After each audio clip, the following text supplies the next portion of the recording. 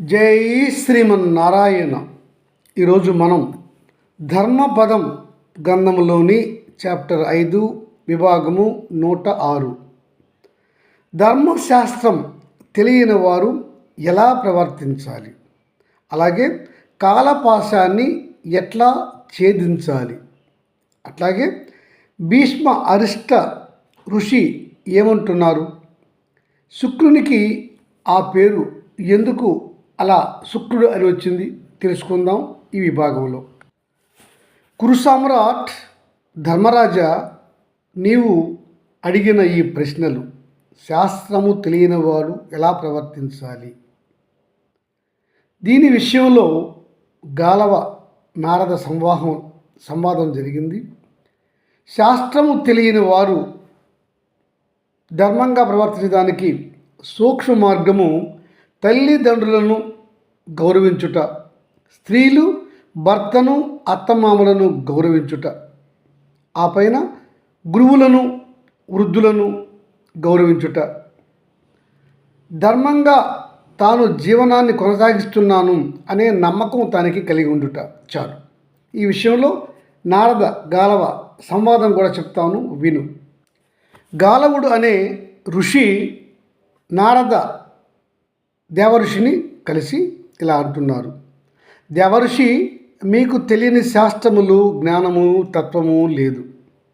నేను చాలా వరకు శాస్త్రములు, తత్వజ్ఞానము తెలుసుకున్నాను. అయితే తత్వజ్ఞానము, ధర్మశాస్త్రము తెలియని వారు ఎట్లా ప్రవర్తించాలి, ఆ విషయం నాకు తెలియజెప్ప ప్రార్థన అని అన్నాడు గాలవుడు.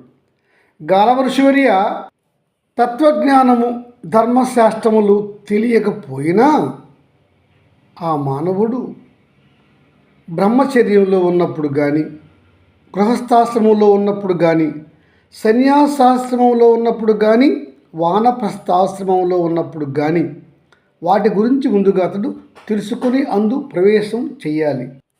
పాప చిత్తము గల పనులు ఏవి కూడా అతడు చేయరాదు. అంటే పాపపు పనులు విడనాడాలి. చిత్తశుద్ధితో ధర్మకార్యాలు అతడు పూరికతో చేపట్టాలి. అతడికి సజ్జన సాంగత్యం చేస్తే ధర్మం అలవడుతుంది. ఎవరికైతే కపట జీవిత ప్రవృత్తి ఉంటుందో, ఎవరికైతే మోసం చేసే విధానము అలవడి ఉంటుందో, ఎవరికైతే రుజుత్వము ఉండదో, అంటే ఆడే మాటలలో నిజాయితీ ఉండదు, అట్లాంటి వారు పాపహేతువు గల పాపములు చేస్తూ ఉంటారు. ధర్మశాస్త్రము తెలియకపోయినా కూడా సులువైన పద్ధతి పితృదేవతలను పూజించుట, పతిదేవుడిని స్త్రీలు పూజించుట, గురువులను పూజించుట, పెద్దలను గౌరవించుట, ఎల్ల ప్రాణుల ఎడ దయతో ఉండుట, అలాగనే మితంగా భోజించుట, కావలసినంత వరకే భోజనం చేయాలి, అతిగా భోజనం చేయరాదు. మాట్లాడినప్పుడు కూడా మితంగా మాట్లాడాలి. ఆ మాట్లాడేవి అమృత మాటలై ఉండాలి. అంటే ఇతరులకు మంచి కలిగించే విధముగా అమృతంగా మాట్లాడాలి. అలాగే అతడికి యాచకత్వం పైన, అంటే ఇతరులను అడుక్కుని తీసుకునే విధానం పైన ఆసక్తి ఉండరాదు. అతడు అహంకారాన్ని వీడి రసరూప గంధ శబ్ద స్పర్శలపై ఆసక్తి లేకుండా అవసరమైన వరకనే అతడు వాటిపై ఆసక్తిని పెంచుకోవాలి, అనవసరంగా పెంచుకోరాదు. పరనింద, ఆత్మస్థుతి లేకుండా జీవించేవాడు ఉత్తముడుగా పేర్కొనబడతాడు. ఇది పురుషులకే కాదు, స్త్రీలకు కూడా వర్తిస్తుంది అని చెప్పాడు నారద మహర్షి. ఇంకా గాల మహర్షి, ఉత్తమ మానవుడు సాధారణంగా అవలంబించవలసిన లక్షణములు చెప్తున్నాను, విను. సోమరితనం విడనాడాలి, గర్వచిత్తాన్ని కూడా విడనాడాలి, నిశుల వాచిత్వము, మాత్సర్యము, మదము, క్రోధము లాంటి దుర్గుణాలు విడనాడాలి. క్రోధము అంటే మునీశ్వర అనవసర కోపము. కోపాన్ని అధికం చేస్తే అది క్రోధంగా మారుతుంది. అవసరమైన కోపము అనివార్యమే కానీ అనవసర కోపం అనేది క్రోధంగా మారుతుంది. తరువాత గృహస్థుగా ఉన్న మానవుడు తప్పక తన ఇంటికి వచ్చిన అతిథిని గౌరవించి పూజించాలి. ఇంకా మానవుడు ఎక్కడ ఎక్కువగా నివసించాలి అనే విషయానికి వస్తే వేదాధ్యయనం జరుగు చోట మానవుడు ఎక్కువగా సమయాన్ని గడపాలి. అలాగే వేదాంగములైనటువంటి శిక్ష, వ్యాకరణము, ఛందస్సు, నిరుక్తము, జ్యోతిష్యము అనేవి చెప్పుతున్న ప్రదేశంలో కూడా సమయాన్ని వెచ్చించాలి. ఈ వేదాంగములైన శిక్ష, వ్యాకరణము, ఛందస్సు, నిరుక్తము, జ్యోతిష్యము, కల్పము అనే 6 వేదాంగములతో బాటుగా ఎక్కడైతే పురాణ కాలక్షేపం జరుగుతుందో అక్కడ కూడా ఉత్తమ మానవులు సమయాన్ని వెచ్చించాలి. ఉత్తములు వారి స్థాయికి బట్టి యజ్ఞయాగాదులు, హోమములు, ఉత్తమ బ్రాహ్మణ సన్మానము, ఉత్తమ విప్ర సన్మానము, మంచి మంచి ధర్మ సదస్సులు, సత్యవాదులు, అహింసావాదులు ఉన్న ప్రదేశాల్లో వారు ఎక్కువ సమయాన్ని గడిపితే వారికి సన్మార్గము అలవడుతుంది. ఇలాంటి ఉత్తములతో కాలక్షేపం చేయువారు, ఉత్తములతో స్నేహము చేయువారు, ధర్మ మార్గం విడని వారితో స్నేహము చేయువారు తప్పక ఉత్తములవుతారు. వారిలో ఏమాత్రమైన చిత్త చాంచల్యము ఉన్నా కూడా ఆ చిత్త చాంచల్యము పోయి ధర్మంగా వారి చిత్తములో ప్రవర్తన ఏర్పడుతుంది. వారికి జ్ఞానోదయం అయి అద్వితీయంగా వెలుగొందిపోతారు అని చెప్పాడు నారద మహర్షి గాలవునికి. అయితే నారద మహర్షి వర్య, నాలాంటి వాడు కాల మహిమను ఎలా ఛేదించగలడు? నాలాంటి వాడు కాల పాశాన్ని ఎట్లా ఛేదించగలడు, అధిగమించగలడు అని ఋషి అడగగా నారద మహర్షి ఇలా చెప్తున్నాడు ధర్మరాజుకు భీష్మాచార్యుల వారు. ధర్మరాజా, పూర్వము అరిష్టి అనే ఋషి సగరునికి ఈ విషయంలో ఒక మంచి ఉపాయము, ధర్మనీతి చెప్పాడు. ఓ సగర భూపాల, రాజు కానీ బ్రాహ్మణుడు కానీ ఉత్తమ పురుషుడు కానీ ధనము, ఐశ్వర్యము, ధాన్యము, అధికారము, భార్యాపుత్రులు వాటిపైన వ్యామోహంతో ఉంటే అతడికి ముక్తి అనేది దూరం అవుతుంది. అతనికి మోక్ష మార్గము కానరాదు. రాజా, నరుడు తన వార్ధక్యములో భార్యా బిడ్డలను వీడి లేదా అనుకూలవతి అయి తనను అనుసరించి వస్తానంటే ఆ భార్యతో కలిసి వైరాగ్యంతో ఏకాంత ప్రదేశానికి పోయి అతడు శాంతిని కోరుకోవాలి. అప్పుడు కూడా అతనికి భార్య బిడ్డలపైన ఆసక్తి లేక వైరాగ్యంతో ఉండాలి. అలా ఉంటే కానీ అతనికి మోక్షం ప్రాప్తించదు. ఇక్కడ అతనికి కావలసింది వైరాగ్యము. రాజా, ప్రాణులు పుడతాయి, గిడతాయి. ఈ సృష్టి తత్వము తెలిసిన మానవుడు తాను ఈ జీవితము శాశ్వతము కాదు అని తెలుసుకుంటాడు. అందుకే అతడు శాశ్వతమైనటువంటి మోక్ష మార్గానికి ప్రయాణం చేస్తాడు. ఎవడి చిత్తము సంసార లంపటంలో పడిపోయి చిక్కుకుంటుందో, ఎవడికి ఈ సంసారము, ఇహపరలోక సుఖాలు, భోగములపై ఆసక్తి ఉంటుందో అతడికి మోక్షము ఎన్నటికీ రాదు. ఎందుకంటే అతనిలో వైరాగ్యం అనేది లేదు గనుక.